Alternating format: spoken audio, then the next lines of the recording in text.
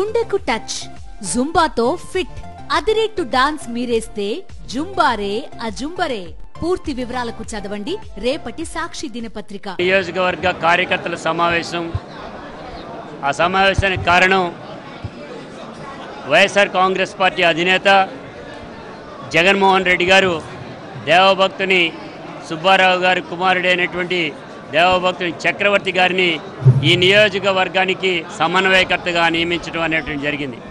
సమర్థమైనటువంటి నాయకుడు, ఆ నాయకుడికి పగ్గాలు అప్పజెప్పడం అనేటువంటి జరిగింది.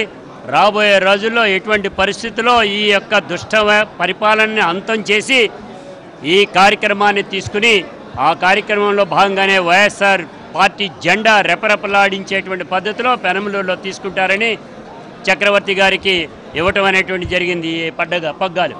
అందుకని వాళ్ళు ఉండేటువంటి ఈ 100 రోజుల పరిపాలనలో చూస్తూ ఉంటే చంద్రబాబు నాయుడు గారు అట్టర్ ఫ్లాప్ అనేటువంటి కనపడుతూ ఉంది.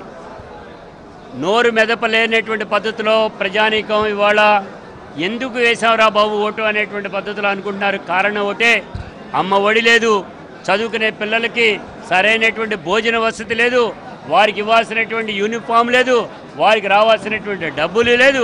అదే పద్ధతిలో హాస్పిటల్లో చూపించుకోవాలంటే ఆరోగ్యశ్రీ అటకెక్కినటువంటి పద్ధతిలో మనకు కనపడతా ఉంది. రైతాంగానికి ఇవ్వాల్సినటువంటి డబ్బులు ఇవ్వలేదు. సూపర్ 6 అనేటువంటిది ఒక పూటకంగా మాత్రమే మాట్లాడింది తప్ప దాని మీద కసరత్తులు చేస్తున్నామంటున్నారు. హామీలు ఇచ్చినప్పుడు కసరత్తులు చేసుకున్న హామీలు ఎవరా? అధికారంలోకి వచ్చిన తర్వాత కసరత్తులు చేస్తారా అనేటువంటి అడుగుతున్నాం. ఇవాళ ఫెయిల్ అయినటువంటి ఈ గవర్నమెంట్ని ఇవాళకి ఎన్నికలు జరిగితే కనుక ఆటోమేటిక్గా వైఎస్ఆర్ పార్టీ గెలిచే పద్ధతిలో కూడా కనపడుతూ ఉంది. అయినప్పటికీ మేమేం డిమాండ్ చేయట్లా. ఇవాళ మేము చెప్పేటువంటిది, మీ చెప్పినటువంటి హామీలను అమలు చేయండి, ప్రజానీకానికి దగ్గరగా ఉండండి, లేనిపోయిన కబుర్లు చెప్పకండి.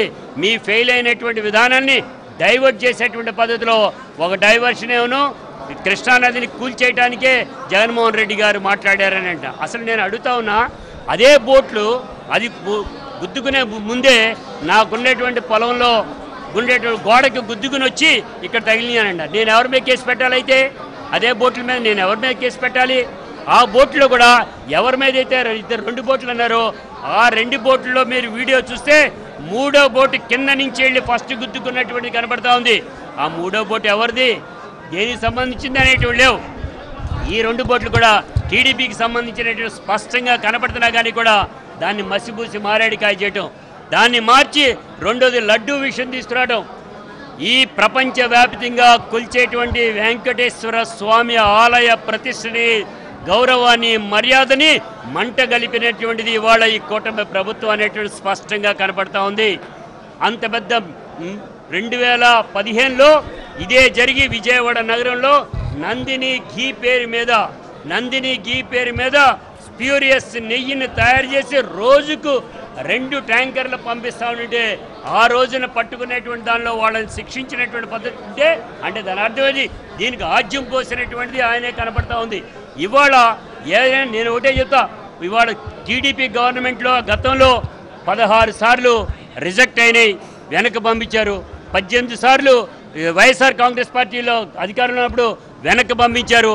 ఇవాళ ఇటువంటి జరిగినప్పుడు వాటిని వెనక్కి పంపించే ట్యాంకర్ని వెనక్కి పంపించి నిజంగానే వీళ్ళు కావాలని చేసే పద్ధతి ఉంటే వారిని శిక్షించాలే కానీ ప్రజల, ముఖ్యంగా భక్తుల మనోభావాల మీద మీరు చెలగాటం ఆడారు ఇవాళ అనేటువంటి కనపడతా ఉంది. అందుకనే ప్రజానీకం మిమ్మల్ని క్షమించరు, భక్త జనం యావత్తు కూడా మిమ్మల్ని క్షమించే పరిస్థితి లేదన్నాం.